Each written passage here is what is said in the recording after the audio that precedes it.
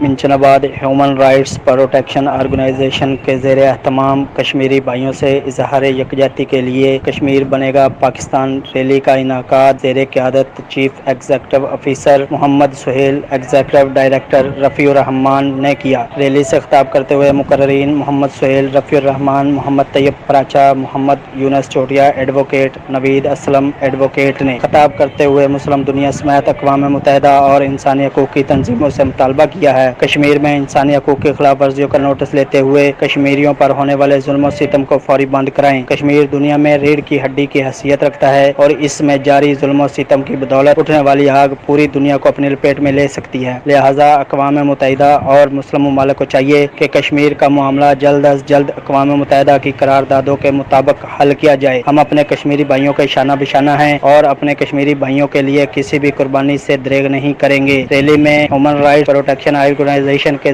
عہدیداران، تاجر برادری، civil society, وکلاء اور مختلف مکتبہ فکر سے تعلق رکھنے والے سینکڑوں افراد نے شرکت کی۔ رپورٹ مقصود شریف جویا، راز نیوز، منچن آباد۔